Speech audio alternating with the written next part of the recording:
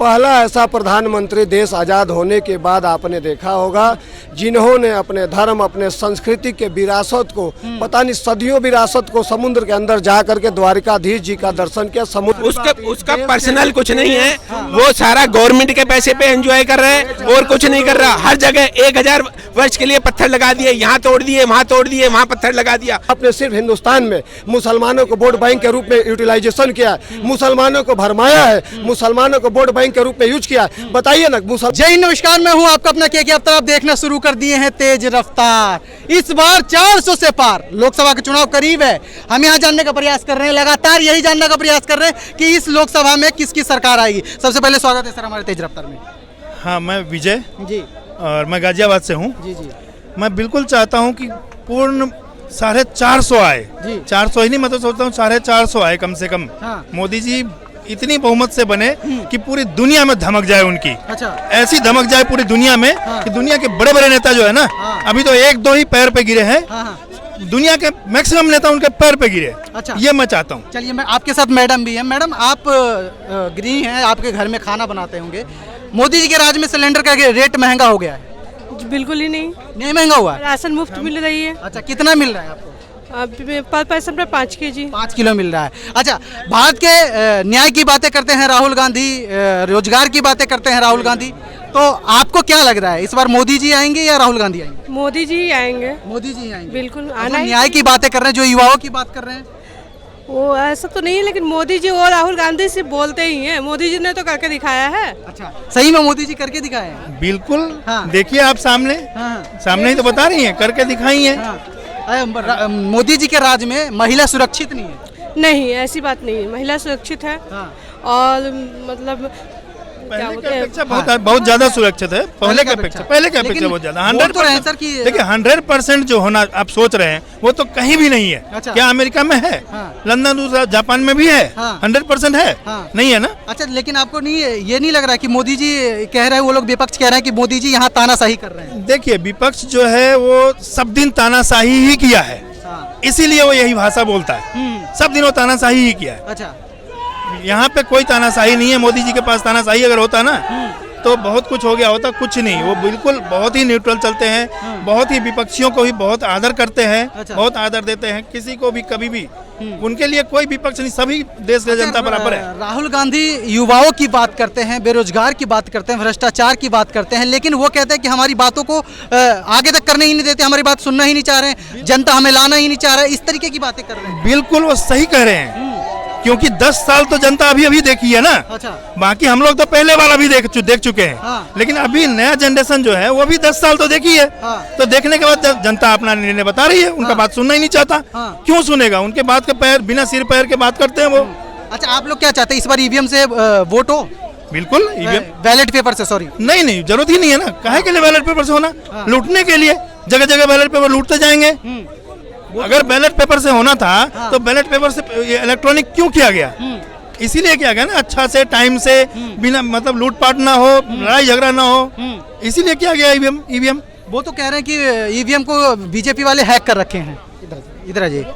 वो कह रहे हैं सिर्फ। हाँ। उनका कहने का कोई असर नहीं है जनता में। वो सब जानते हैं, बिल्कुल ही झूठा बात करते हैं। हाँ। उनका बात का कोई वैल्यू नहीं सर, है। मोदी जी से किसान परेशान है, यूपी के युवा परेशान है, उनका पेपर लीक हो गया है। नहीं भाई साहब, लीक हो गया तो लीक होना अलग बात है। उसके ऊपर अगर एक्शन ना हो तो कह सकते हैं कि एक्शन नहीं हुआ। अच्छा। इनके राज्य में तो लूट होती थी, कोई जानता भी नहीं था। अच्छा। दिन रात ही होती थी। अच्छा, आप क्या कहना चाहेंगे सर? मैं ये कहना चाहूँगा, अगर ईवीएम की डिमांड है, अपोजिशन डिमांड कर रही है या पब्लिक डिमांड कर रही है, कोई भी कर रही है, अगर किसी को कोई ऑब्जेक्शन है तो गवर्नमेंट की ये ड्यूटी बनती है कि उस ऑब्जेक्शन को रिमूव करे, पब्लिक को सेटिस्फेक्शन दे।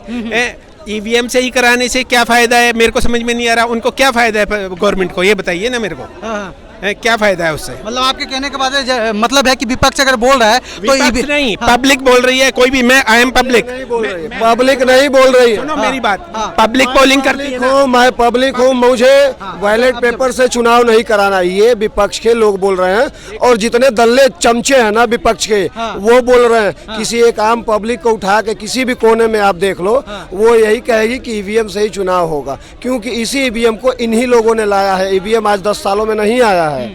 ये इनको पता है, ये चारों खाने चित हो चुके हैं जितने भी पक्ष के लोग हैं। इनके पास फिजूल की बातें हैं, जनता को बरगलाना है।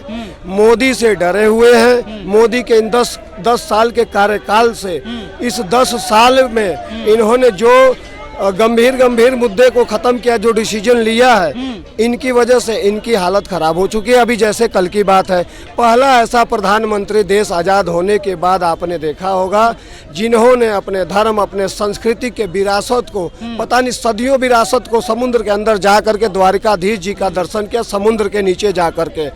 वो उस तरीके के लोग नहीं हैं जो समाज में जा करके यात्रा निकाले। नहीं, बिल्कुल लेना देना है, बिल्कुल। अरे सुन लो, ऐसे एक चीज बताओ मेरे को, ये फैसिलिटी मैं जाना चाहता हूँ, मैं यहाँ पे दर्शन कर, क्या ये देश मेरे को ये फैसिलिटी प्रोवाइड करेगा? एक प्रधानमंत्री होने के नाते उसको तो समुद्र में भी जाए, कहीं पे भी जाए, एक प्रधानमंत्री होने के नाते, क्योंकि उसका खर्चा नहीं हो रहा, ये आम पब्लिक का खर्चा हो रहा है। पैसा जो है आम पब्लिक का हो रहा है। वो प्रधानमंत्री है, देश के लिए काम करे, ना कि वो समुद्र में यात्रा करे। उसको इसलिए अपॉइंट नहीं किया हुआ, उसका पर्सनल कुछ नहीं है, वो सारा गवर्नमेंट के पैसे पे एंजॉय कर रहा है और कुछ नहीं कर रहा। हर जगह 1000 वर्ष के लिए पत्थर लगा दिए, यहाँ तोड़ दिए, वहाँ तोड़ दिए, वहाँ पत्थर लगा दिया।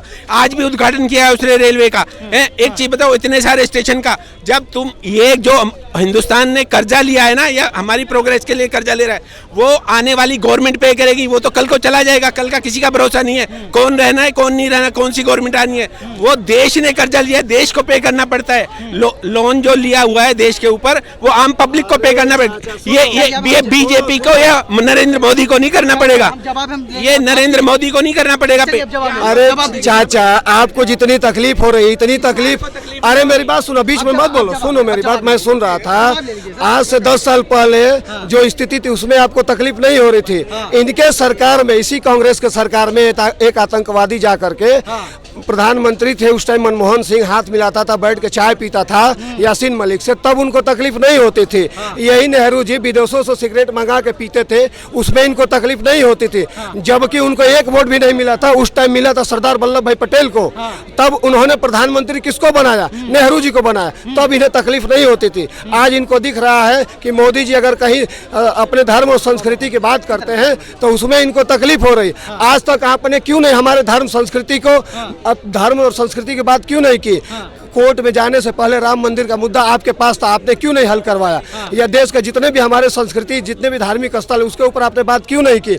आपने सिर्फ हिंदुस्तान में मुसलमानों को वोट बैंक के रूप में यूटिलाइजेशन किया, मुसलमानों को भरमाया है, मुसलमानों को वोट बैंक के रूप में यूज किया। बताइए ना, मुसलमान के लिए आपने क्या किया है? मोदी जी से पहले जितनी भी गवर्नमेंट रही है, कोई रुक जाओ, आपकी उंगली आपके पास जाएगा माइक, पूरे 66-67 साल में, ना ऐसा नहीं है, सुन लो, 66-67 सालों में पूरी सरकार ने मुसलमानों के लिए क्या किया मुसलमानों के लिए? जितने भी इनके मुसलमानों के रहनुमा थे ना, मुसलमानों को तो उल्लू बनाया ही, इनके साथ मिलकर के उल्लू बनाया।